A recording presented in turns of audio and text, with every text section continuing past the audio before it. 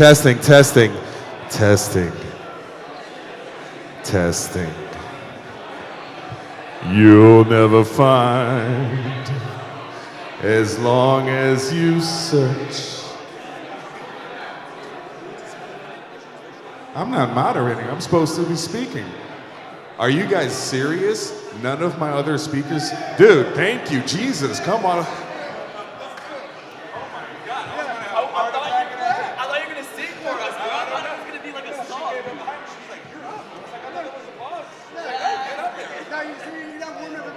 Exactly. How are you doing? Like Sam. Patrick, nice to meet you. Does it matter? I have to sit. That's my face. 2, 3, 4, 4. Yeah. BBA, nice to meet you. Fidel, man. Nice to meet you. You might be like very short. I don't know. I'm sitting up. Yeah. Wait, we're lining up under the pictures. Yeah, exactly. Is that what we're supposed to do? I have no idea. I was just making that up. Hey, what's up? Nice to meet Hey, you. good to finally meet you. Yeah. I'll sit next to you. Yeah. Spot up.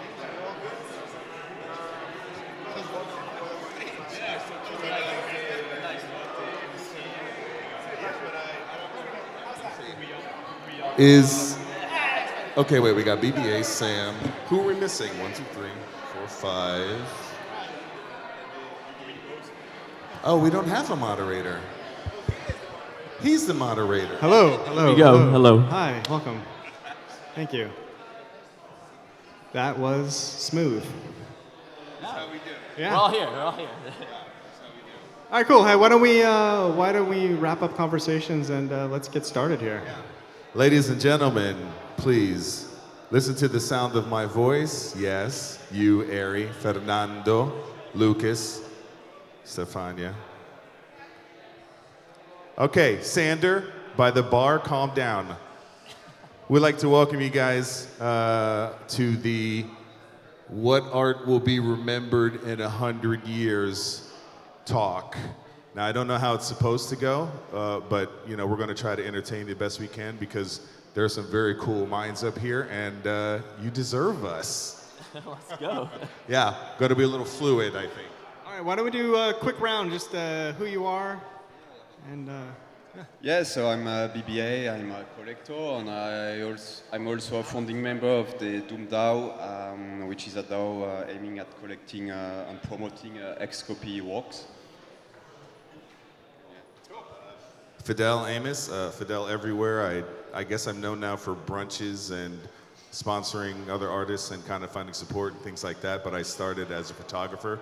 Been doing that about 25 years, jumped into the NFT space, and now I collect and kind of get my hands in all things Web3.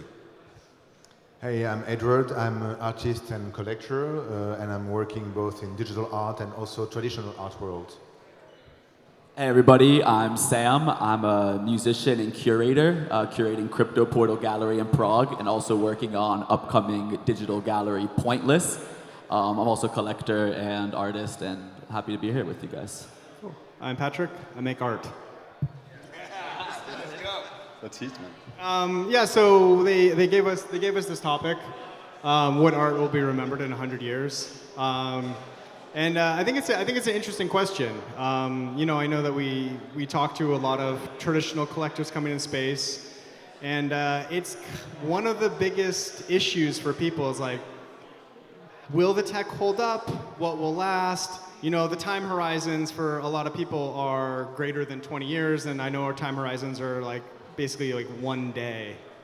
Did it go up or did it go down? I'm gonna sell, right? So there's a disconnect there, and I think it's just interesting to talk about like what elements make up art that will last, what elements will make up kind of artists that will last, projects that will last, and the panel up here is a diverse group of perspectives, and these everyone here is I know really appreciate their opinions online. There's like a lot of people with some like well thought out and I say controversial opinions. But usually it's just like somebody says something that's honest and it becomes controversial. So no, would love to hear kind of what it is that you think will ultimately matter in a longer time horizon, kind of with what we're all doing right now. Yeah, I can start maybe with something very obvious but very overlooked. For art to be remembered in 100 years, it has to still exist. And right now, I guess a lot of people, even collectors, serious collectors, are not aware that NFT data are sometimes stored on centralized servers. Even IPFS, you would think, oh yeah, this is this will be here forever, but it's actually not the case. So yeah, there's really a technical part of it that's very overlooked, and I think it's some artists are doing the work, some effort, yeah, to put data on chain, to have work on chain, and it's getting more and more there. But yeah, I think this will be the first thing, and I know there's Artnomi has been working on a tool with Club NFT where you can actually save your NFTs, because yeah, there's been stories of some early work, for example, Xcopy works that yeah, disappeared, and so you're just left with a token that's pretty much worthless. So yeah, but this one was easy, yeah. So.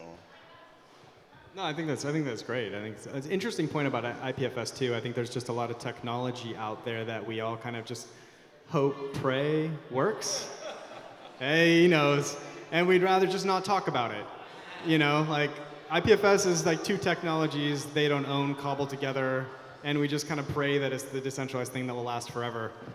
So I think, and if Fidel makes a counterpoint. IPFS for you. Yeah. So I think it's a great point.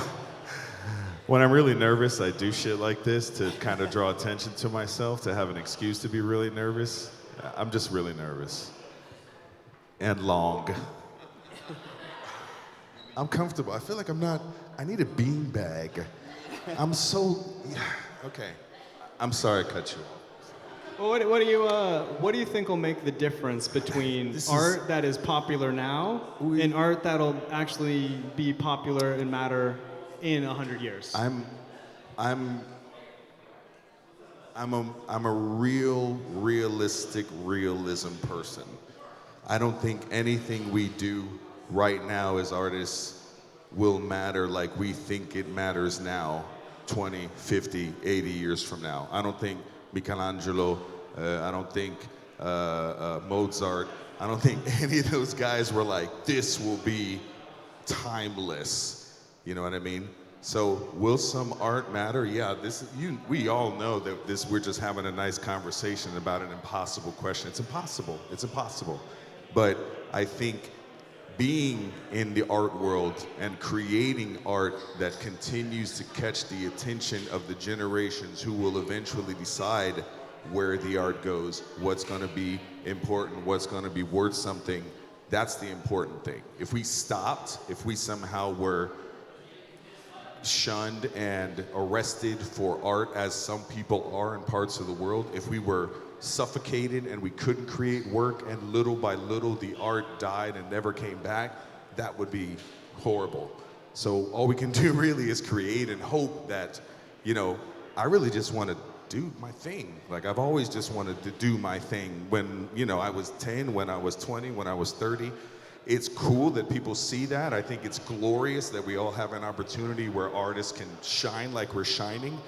But I don't think we're all sitting down thinking, I hope my stuff is on the walls in 100 years. I hope it's, you know, put on neon in the future 500 years next to, you know, OSF wrecked. I think it's just, we need to keep making it, and the world will eventually decide what that is all worth and where it's all going. But it's great to talk to you guys, man. Like, it's great to hang out and, you know, discuss it. It will change. It will change over time. I love it. And also, like, the aspect, if we asked this question 100 years ago, it would be about the preservation of it. And even though IPFS isn't perfect and we're still figuring out how to put everything on chain, we still don't have to have that as the main topic of what art will be remembered. It doesn't have to be made of marble. It doesn't have to be preserved in a museum. And we also have the question of what art will be seen by the most people, or like what makes it to these famous galleries. And we don't have that anymore with the like technological advancements with social media and how we're sharing our art all the time. And now I think it's really about the ideas, like what ideas will be remembered in 100 years and what artists will be the truest to their ideas and be able to push their ideas the farthest and be able to as Fidel says, do you. If you can really preserve your ideas and preserve yourself, that I think will be what's remembered. Yeah, I'd like to provide a few perspectives on the storage issue, one that is technical and one that is artistic. First of all, I think that IPFS, yes, obviously has some drawbacks because some nodes can fall down and no one's going to help you. You're going to be the one responsible for fixing it. Whereas a protocol like Arweave, even though it's maybe 10% of NFTs, if it all falls down because it's supposed to be permanent, someone is bound to try to fix it because it's going to be too many NFTs to fail in a way. But that's the technical aspect of it. But from an artistic point of view, I think that important art will be preserved in some way, the same way that physical art is preserved by museums. So the art that will matter in the future, they will just make sure that the technology doesn't fail and they will find a solution to fix it. Mostly. I agree with your points. I think, like, I mean, you know, like with, like you mentioned, with like Rare Art Labs and Ascribe, gone. You know, if people don't take the appropriate steps to preserve art before it dies, it can be lost, you know, irrevocably. You know, that's one of the nice things about, you know, having keys is that we have control, but it, you know, it comes with some downsides too, because it works the same with the platforms. And I appreciate what you said about the ideas. Kind of combo that with what Fidel said. We don't know ultimately what is going to matter, but I think it really comes down to enduring social relevance. Does the art that we make now, will that resonate with people 20 years from now, 50 years from now, 100 years from now? The art that has endured, the art you see in MoMA, the art you see in the museums around the world, is art that captures usually the moment. Not somebody looking back on the moment, usually the moment, right? It's commenting on culture. And a lot of the stuff that we care about is stuff that somebody said 100 years ago that actually still makes sense today.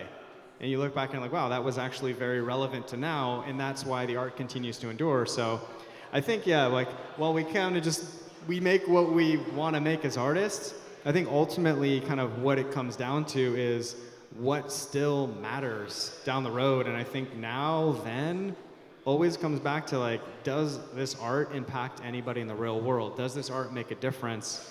And if it doesn't, I don't think the legs will go very far. And I think just ultimately, you know, kind of like what Sam said, it's just really going to come back to like good concepts, relevant concepts, and kind of enduring relevance as the primary, you know, primary factor in, you know, is it going to be around or not?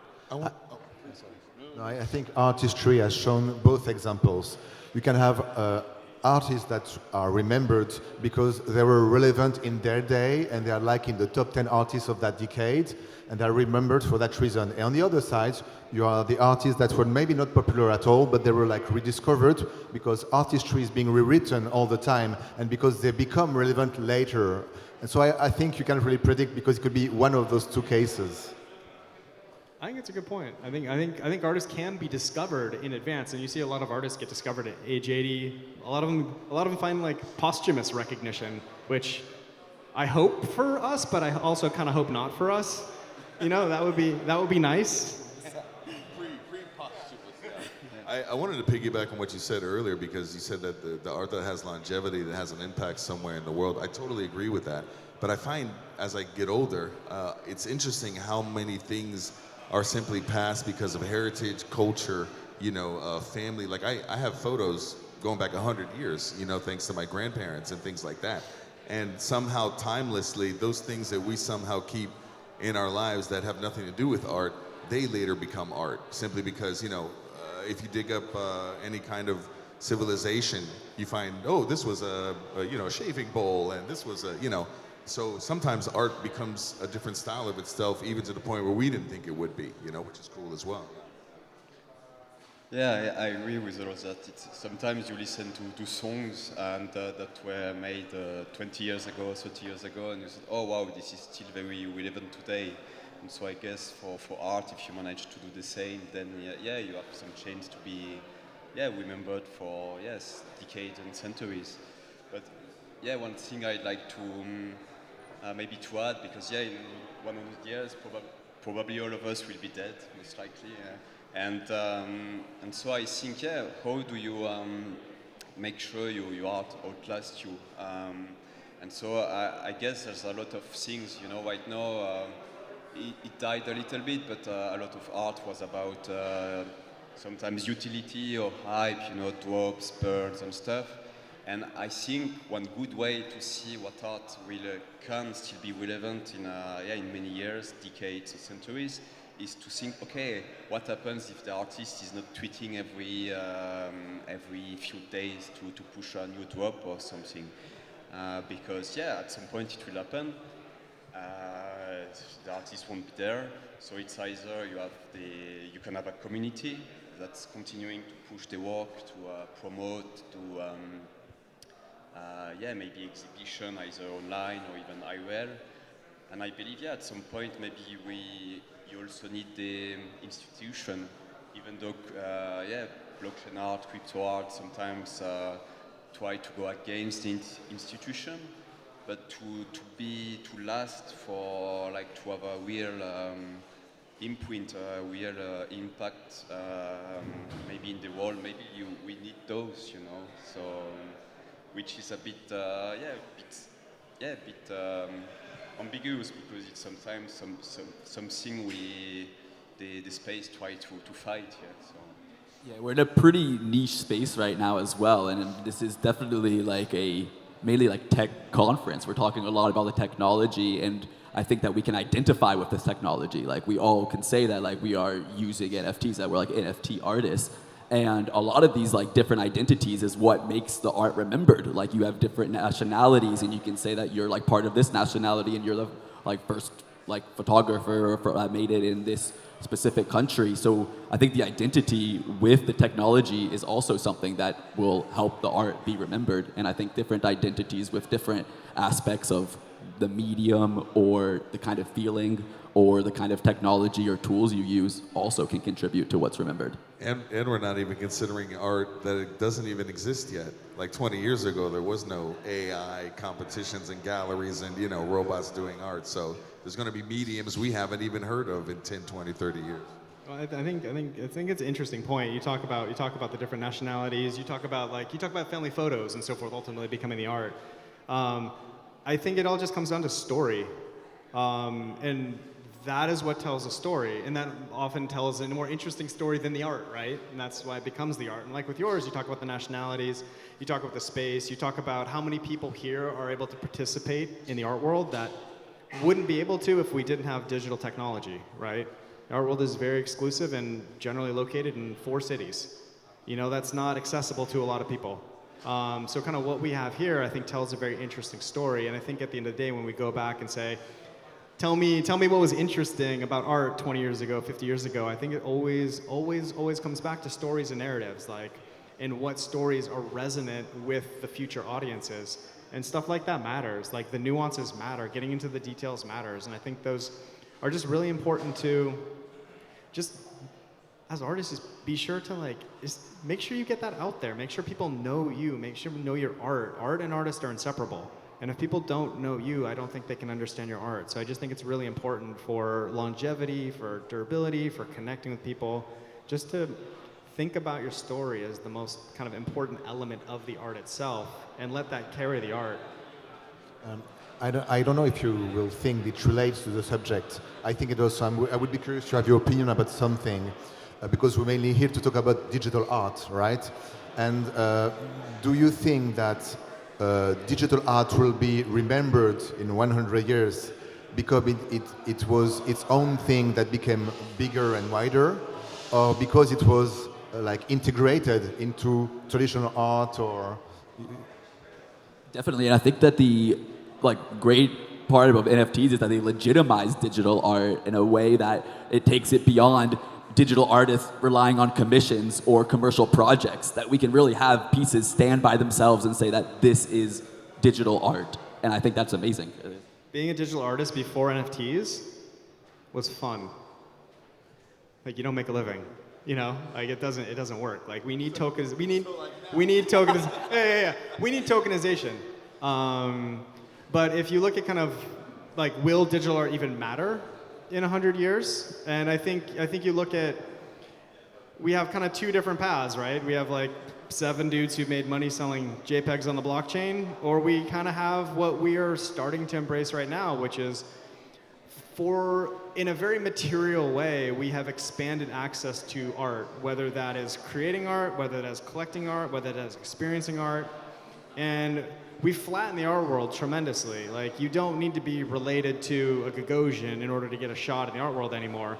And I think because we've been able to include so many more people potentially in this world, what we're all doing matters more because of it. And the stories that come up are better. And it matters because of how inclusive this space is. And it's one thing that in the history of art is actually significant. You know, this isn't just another movement. This is something that actually means a big difference. It's a transformative change for artists around the world. And if that is the story that ends up being told about this, and it's not about monkey JPEGs, then all of a sudden everything that we're doing right now, see you BBA, you know, is, you know, matters. And I think that the artists will be remembered, and this will be an important part of our history, which just translates to everybody doing work now is in a much better position than they otherwise would be. And ultimately, you know, 100 years, like, that is something that is significant in art history. But I think this will require that this digital art is defended by collectors, by institutions, by big players. Even though initially it was its own movement on the side, it will have to be integrated, to be remembered, because that's how the system is, and that's how it's always been. Yeah, I think there's also an interesting topic with IP and yeah, CC0, because yeah, what you want ideally is that your art spreads as much as possible, and so I guess as an artist you can do both, but sometimes you have a choice to make, which is maybe to defend your idea, what you said, saying it's yours, fighting for it, so it's yours, making the most of money out of it, or you can decide to spread it, maybe with CC0, to collab with other people, and I think at some point there's either you can be successful and make a lot of money doing your living by defending your ideas, or you can make them outlast you by trying to spread them. And I think what a lot of what's crazy, and sometimes when I think about it, it strikes me is that the space is very new when it's like 10 years old, and when you think on a long-term perspective, most of the famous artists of today, it took sometimes centuries for them to have recognition. So it's almost a philosophical question. Do you want to be rich and successful during your lifetime, or do you want to leave a legacy? I love it, and I think it's an interesting point.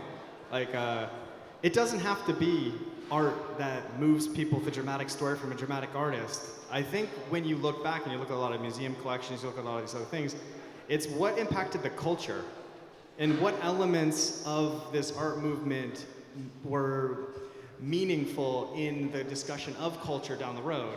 And that could be a lot of different things. It's a decent case for memes. It's a decent case for the JPEGs. Like, what actually changed culture? We're in this era of AI, we're in the era of digital identity, we're in the era of blockchain provenance, which will become vastly more important as we, move into the future here. So ultimately, like, what out of this like pool of things we're all dealing with that are all very new will be important in the future? And I think ultimately that's what's going to be around for 100 years. So I don't think you can really discount anything in the space right now. I just think it's really important to consider, like, what will leave a meaningful cultural impact in the future. And you brought up a point earlier about, like, if you stop tweeting, and I thought that was interesting too. Like, if you stop tweeting, if you stop participating, it becomes very, very difficult, no matter who you are, to sustain the relevance required to continue onward. I think it's going to take most artists 5 or 10 years of work in this space to demonstrate a body of work, to demonstrate a narrative, to demonstrate a story. And I think if you check out, you maybe hit a large sale or something, congrats. But if you don't stick around, it's really hard to continue that story and to continue to sustain relevance in ultimately, I think you are on the path to being lost. It matters about being here, being present, and just trying, and you don't necessarily have to try, but just impacting the culture, I think, is ultimately what everything comes down to.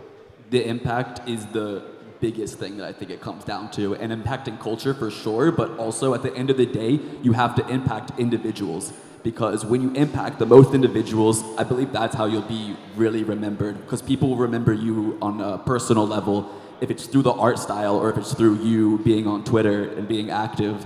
And I think the impact that we can have emotionally with art, and art that resonates with us as individuals, comes back to what Fidel said, is like we might have mediums in the future that we don't even know about right now. Like AI just came to be a thing. How can we even leverage this technology to create more impact? How can we create more pieces? How can we add different elements to pieces, maybe with AI, maybe in some new psychological breakthrough where we have Neuralink, I don't know, but we definitely will have more possibilities to have a big psychological impact to individuals, and I think that will actually start the cultural revolution. Or we'll all be dust. It's a strong either or. It's a strong either or. We'll definitely remember that though. I mean, yeah, the thing, it's, talking about the future, it just changes. Every day it changes. 10 years ago, what is it, Tesla has a bot that you can buy for 20 grand coming out next year that, does things. 10 years ago, they couldn't even stand up. 10 years before that, I was learning maybe film photography, late 90s, going through college. 10 years before that, it always changes so fast. This conversation we're having now won't be relative in a year. We were all in Lisbon last year. None of the things between last year and right now are things we thought we would be having a conversation about. Actresses being sued because their voice is on the chat GPT now. Movies. There was a red carpet film festival last night here, the AI film festival. So I think art, the real art that's going to be remembered in 100 years is the art that's still physically or digitally there, the one that still exists. Just like we find the shaving bowl of some guy from 1,000 years ago. The only reason it's art is because we found it, we put it in a museum, it exists. So all the digital, if it's destroyed, if there's World War VIII, any little tiny drawing by a 5-year-old that exists in some gutter somewhere in 100 years, those are going to be the things I think that people will see as art. We'll try to maintain, but it's it's so fast. I think we're gonna have a lot of art around in 100 years. It's not hard to boot up. Even if Ethereum goes down, you can always just run a node to still access. You can't do new transactions, but you can still access the art. So I don't think we're gonna lose much art that way. I think we're more at risk of minor things like rare art, like Ascribe, other platforms recently that have had to be rescued. So there's some technical issues in the near term, but I think long term, we'll have a lot of this stuff to choose from. And it'll really, we can't predict the future at all, but it's gonna come down to really just your gut instinct, whether you're a collector, whether you're an artist, how many people did the thing that you were supposed to do and it didn't work out, and the thing that you didn't you just liked ended up working out best of all. I mean, everybody's had this experience. Ultimately, it's just gonna come down to your instinct as an artist, your instinct as a collector. And I think those are the choices that are going to age the best over time, because there's something about your combined life experience that's going to point you in the right direction with this stuff. And ultimately, we don't know what it's going to be, but I bet that if you're an artist or if you're a collector and you're going with your gut feeling on this, you're going to be right more often than you otherwise would be. But you don't think there's going to be some kind of a digital overhaul? I'm so sorry. Marketplaces going, crypto going, some of the things we thought, let's say, I guess my question is, do you all think that just being artists and creating the art is going to be enough for that art to still be there in 100 years, since all of the other act of God kind of things could happen to not have that happen? I think if you have a frozen metadata token, you're in trouble. Right? I think that if you can't adjust the pointer, if the artist can't go back in and change the image, I think there will be issues with the IPFS, there will be issues with ROEV, there will be issues with internet infrastructure. God forbid you're relying on frames or some really fragile infrastructure in how you build your tokens. The construction matters a lot. We lost a lot of work in net art. We lost a lot of work in flash art. just because we don't have the technology to be able to display these older artworks now. So I think that we will lose a lot along the way from technological change. And I just think it's something that's really important to consider now instead of just kind of going blindly into the future, being like, IPFS will work. Ordinals will be allowed to be left unchecked. You know, Arweave is solid. As long as you're just being very, and I guess it's part of the crypto ethos too. I mean, like, we doubt everything. I feel like a lot of us are here because we doubted some very established ideas that you were supposed to believe, and now we're all here. I think doubting the technological infrastructure will lead to you making better decisions, and I think it'll lead to you making better decisions as an artist or as a creator if you just make sure to future-proof your work in the best possible ways. Yeah, but I feel like on the other hand, we might dub the technical structure, but as time goes on, we have technical fragmentation, and we have more and more like layer 2 blockchains, and so most of them will probably not survive. And also there's a competition because these are also technology companies behind with, they want to raise funds and they want to have something new. So it fragments the market. And so I feel that right now the artists have shown that they want to use all the opportunities they have, but on the other hand, they should also think about what will last, and probably it's safer if they trust Ethereum than some other layer 2 blockchain. Yeah, actually, I know I started with that, the technical part of it, but I think the art that should be remembered will still be there, you know.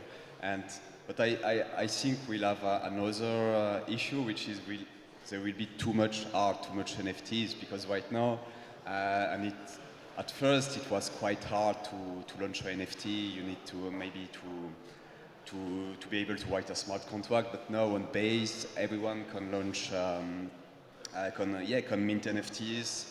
At some point, price was a blocker. It's not anymore, and so I guess we will see the same thing as you have maybe on streaming platforms. Like you have too much content, too much art for a lifetime. So you have, I think there's also so you. As an artist, I guess you can do the best for your art to be remembered. I really love what you said about. I think it starts with the emotion with the collector. Like personally, as a collector, I'm much attached to the works that I have a story with, and it can be very random. Like I had to pay. It was an auction, for example, a 10th auction, or it was. I don't know, a lottery, or it was you had to fight to negotiate for weeks for the thing, and for the piece. I also know, what Bright Moment is doing. So I never been there, but I've seen the video. It looks great, and I mean, if you collect an NFT and you have it's associated with nice moments, like seeing the memories actually, and not just clicking on a button and it's in your wallet. I think that's a great start. And what I was going to say is that I think the actors of the space, like, it lacks a lot of curation of the art. And I was discussing just this a few minutes ago. Like right now, most of the time, if you ask someone to show you a collection or to check for an artist, you show OpenSea, and OpenSea is a marketplace, and it does in my opinion, does a terrible job at discovery, curation, and displaying art. And I think the actors on the space also have almost a responsibility to do that, to help with that. To set the stage for viewing. And I think with my experience with our gallery in Prague, it's been really nice to create the events and create the experience around the art. And people really remember it with the art, but also with the experience work together. And I think that we're gonna see that more and more online because, as you said, the marketplaces are not the ideal way to view art. You don't have a great time browsing OpenSea, let's be real, it's not that fun. But we're going to see the internet evolve in a way where you will go somewhere to view art. you will definitely have that place that you go to view art, because right now, I'm sorry, it's not going to be on Twitter, just scrolling through political posts, shit posts, some amazing art, more shit posts. I think it's going to be somewhere where you go dedicated to view art. I know, I love these 2 points. You know, and this is why I think it's going to be like 5 or 10 years before this really starts kind of settling out. We don't have any real infrastructure for contextualization in the space. Every writer in the space is really doing this as a hobby.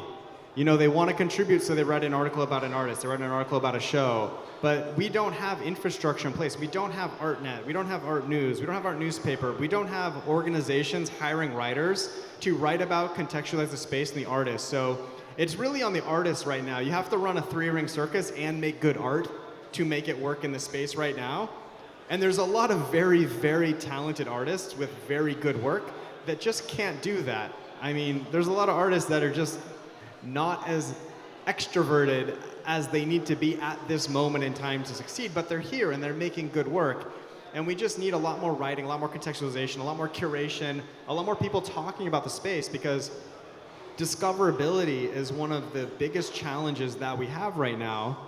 And I hope it's something that we can kind of collectively figure out how to address sooner than later, because if an artist can't make a living here, they have to go make a living somewhere else. And the art that we're going to see in 100 years, I feel like we're going to lose a lot of really good people and a lot of really good work unless we can do a better job of supporting many of the artists in the space. 100% amen to that, because I think that if you take something away from this talk is go mint pieces that you like and mint pieces that you feel and mint pieces from artists that you feel, because if we start following the hype all the time, I don't know if that's what we want to remember in 100 years. Everything both of you just said. And I love, and your TL, that's exactly why it's like shit post, amazing art. Yeah, it feels sometimes like we don't know exactly how to keep making that happen, where artists can have that space to be able to share. And then when you think there's a viewing gallery or a virtual world or something that comes along that's going to be able to show you some kind of art, and they do, you know, there's On Cyber, there's, I mean, what was the other one 2 years ago, Showtime, you know, scrolling wonderful art, but even then there's no real platform where you can meet up. So we're forced to use different social media, and that right there is how we lose half the people just from the jump. People don't have time to live their real lives, do their real things, spend times with their loved ones, and at the same time shit post 8 hours a day on Twitter.